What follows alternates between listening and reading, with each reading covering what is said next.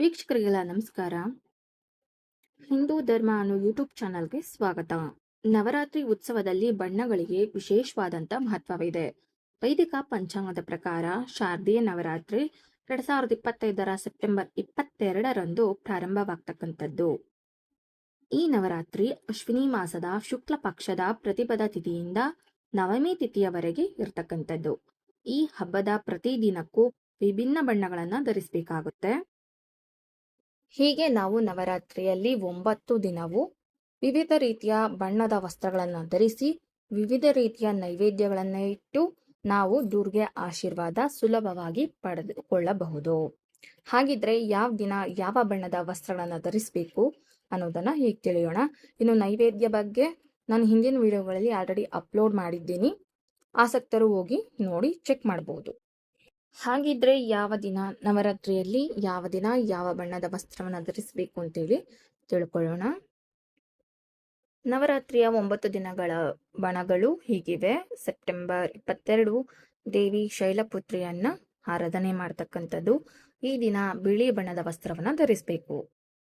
September 23 Navratri 2ನೇ ದಿನ ದೇವಿ ಬ್ರಹ್ಮಚಾರಿಣಿಯನ್ನ ಆರಾಧನೆ ಮಾಡ್ತಕ್ಕಂಥದ್ದು. ಈ ದಿನ ನಾವು ಕೆಂಪು ವಸ್ತ್ರದ ಸೀರೆಗಳನ್ನ ಅಥವಾ ವಸ್ತ್ರಗಳನ್ನ ಧರಿಸಬೇಕು.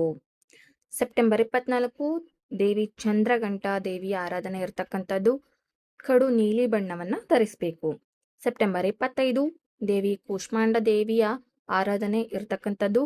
ಹಳದಿ ಬಣ್ಣದ ವಸ್ತ್ರಗಳನ್ನ ಧರಿಸಿ ನಾವು ದೇವಿ ದುರ್ಗೆಯನ್ನ ಆರಾಧನೆ ಮಾಡಬೇಕು. ಸೆಪ್ಟೆಂಬರ್ 26 ಈ ದಿನ ನಾವು ದೇವಿ ಸ್ಕಂದ ಮಾತಾಳನ್ನ ಆರಾಧನೆ ಮಾಡಬೇಕು. ಪಂಚಮಿ ತಿಥಿ ಇರ್ತಕ್ಕಂಥದ್ದು. ಈ ದಿನ ನಾವು ಹಸಿರು ಬಣ್ಣದ ವಸ್ತ್ರವನ್ನು ಧರಿಸಿ ದೇವಿ ದುರ್ಗೆಗೆ ಆರಾಧನೆ ಮಾಡಬೇಕು. ನಂತರ ಸೆಪ್ಟೆಂಬರ್ 27 ಸಹ ನಾವು ಬೂದು ಬಣ್ಣದ ವಸ್ತ್ರವನ್ನು ಧರಿಸಿ ದೇವಿ ದುರ್ಗೆಯನ್ನ ಆರಾಧನೆ ಮಾಡಬೇಕು. ನಂತರ ಸೆಪ್ಟೆಂಬರ್ 28 ದೇವಿ ಕಾತ್ಯಾಯನಿಯನ್ನ ಆರಾಧನೆ ಮಾಡ್ತಕ್ಕಂಥದ್ದು. ನಂತರ ಸೆಪ್ಟೆಂಬರ್ 29 ದೇವಿ ಕಾಳರಾತ್ರಿ ಸಪ್ತಮಿ ತಿಥಿ ಇರ್ತಕ್ಕಂಥದ್ದು. ದೇವಿ ಕಾಳಿಯನ್ನ ನಾವು ಆರಾಧನೆ ಮಾಡುವಂತ ದಿನ ಆಗಿರುತ್ತೆ. ಈ ದಿನ ನಾವು ನವಿಲಿನ ನೀಲಿ ಬಣ್ಣದ ಸೀರೆಯನ್ನ ಈ ದಿನ ಧರಿಸಬೇಕು. ನಂತರ ಸೆಪ್ಟೆಂಬರ್ 30 ದೇವಿ ಮಹಾಗೌರಿಯ ಆರಾಧನೆ ಇರುವಂಥದ್ದು ಬಹಳ ಶುಭ. ಈ ದಿನ ಅಷ್ಟಮಿ ಆಗಿರುತ್ತೆ. ಹಾಗಾಗಿ ನಾವು ಗುಲಾಬಿ ಬಣ್ಣದ ವಸ್ತ್ರವನ್ನ ಧರಿಸಿ ದೇವಿ ದುರ್ಗೆಯನ್ನ ಆರಾಧನೆ ಮಾಡಬೇಕು.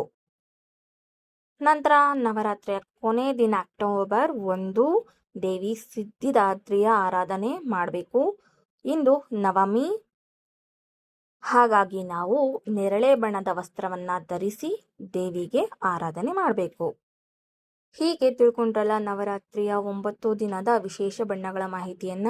ಈ ಮಾಹಿತಿ ನಿಮ್ಗೆ ಇಷ್ಟ ಆಗಿದೆ ಅಂತ ಭಾವಿಸ್ತಾ ಮತ್ತೆ ಮುಂದಿನ ನವರಾತ್ರಿಯ ವಿಶೇಷ ವಿಚಾರಧಾರೆಯಲ್ಲಿ ಮುಂದಿನ ವಿಡಿಯೋದಲ್ಲಿ ಸಿಗ್ತೀನಿ. ನಮಸ್ಕಾರ.